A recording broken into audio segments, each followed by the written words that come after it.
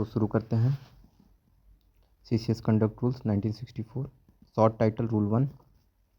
तो पहला short title में क्या है, किसका नाम क्या है, तो इस central civil services conduct rules 1964 इसे कहते हैं। ये लागू होने की इसकी तिथि क्या है, कमेंसमेंट की डेट क्या है। ये नियम तुरंत लागू हो गए थे, 1964 से ही प्रभावी हो गए थे। एप्लीकेशन, किन पर लागू होंगे ये नियम, तो ये नियम लागू होंगे केंद्र सरकार के कार्यों से जुड़े सभी सिविल सर्विसेज, सभी सिविल पोस्ट्स, डिफेंस सर्विसेज के सिविलियन कर्मचारी भी पर ये नियम लागू होगा, जब तक किसी अन्य नियम से अलग से न कहा गया हो कि ये नियम किन पर लागू नहीं होंगे, तब तक इन लोगों पर ये कंडक्ट रूल लागू होगा। ये नियम नहीं लागू होंगे किन पे, तो रेलवे से जुड़े कर्मचारी, railway servant, Indian railways act 1990 के अनुसार इनका गवर्न होता है, तो रेलवे कर्मचारियों पे ये नियम नहीं लागू होंगे कंडक्ट रूल्स। रेलवे बोर्ड के कर्मचारी जो रेलवे कंडक्ट रूल्स में रूल्स से शासित हैं उन पर नहीं लगेगा ये। रेलवे बोर्ड या फाइनेंशियल कमिश्नर ऑफ रेलवेज़ के अधीन जो पद हैं उन पर ये नियम नहीं लागू होंगे। ऑल इंडिया सर्विसेज के सदस्य जैसे IAS, IPS, IFS इन पर भी नहीं लागू होंगे। वे पद जिस पर प्रेसिडेंट आदेश देकर छूट दे ऐसे पद भी इस कंडक्ट रूल्स पर लागू नहीं होंगे।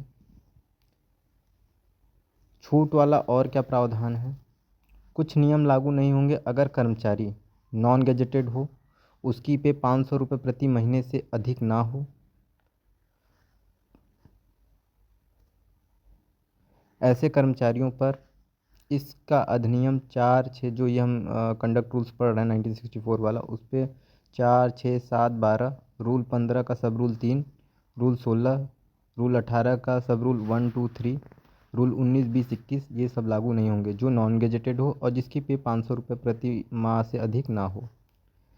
और इसके अतिरिक्त कुछ ऐसे एस्टेब्लिशमेंट में काम करता हो जो ये एस्टेब्लिशमेंट नहीं है, ports, docks, wharves, jetties, defence installations training को छोड़कर, public work charge staff, irrigation and electric power, mines and mines act 1952 के तहत जो कर्मचारी काम कर रहे हों, factories act 1948, central tractor organisation के फील्ड यूनिट्स, लेबर लॉज वाले इन पर भी ये नियम लागू नहीं होंगे।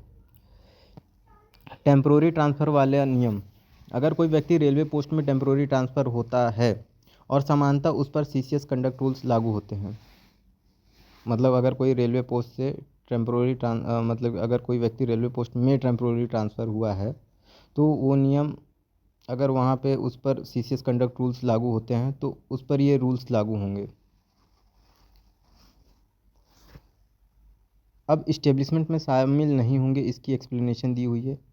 जब आप जो मैंने आपको PDF एक प्रोवाइड की हुई है उस PDF में देखेंगे तो एक एक्सप्लेनेशन का सेगमेंट बना हुआ है, तो उसमें आपको दिखाएगा कि इस्टेब्लिशमेंट में शामिल नहीं होंगे, तो उसको क्लैरिफाई कर रखा है। तो उसको शॉर्ट में ये है कि रेलवे इस्टेब्लिशमेंट शामिल नहीं होंगे, administration, managerial, supervisory, security, welfare offices ये सब इस्टेब्लिशमेंट में शामिल नहीं होंगे। चलिए MCQ कर लेते हैं ताकि और क्लैरिटी आ जाए। CCS कंडक्ट रूल्स किस वर्ष बने, 1964। CCS कंडक्ट रूल्स कब लागू हुए, तुरंत 1964 में। ये नियम किस पर लागू होते हैं, union civil services and post पर। डिफेंस सर्विसेज के कौन से कर्मचारी शामिल हैं, सिविल कर्मचारी।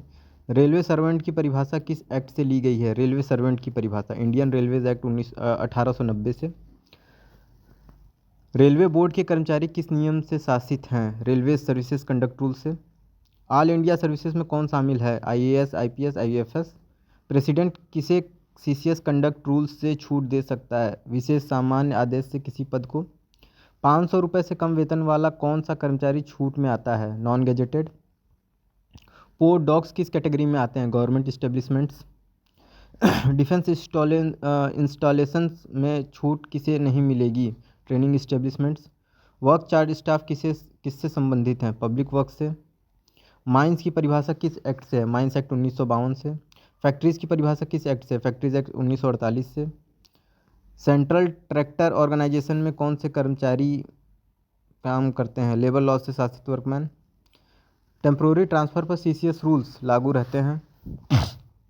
इस्टेब्लिशमेंट में क्या नहीं है? Railway establishments. Welfare office establishments माना जाएगा? नहीं। रूल एक किससे संबंधित है? Title, commencement and application. CCS conduct rule का। और लास्ट आज का जो क्वेश्चन है, सीसीएस कंडक्ट रूल्स मुख्यतः किसके लिए हैं? सेंट्रल गवर्नमेंट एम्प्लॉयज़ के लिए हैं। तो थैंक यू।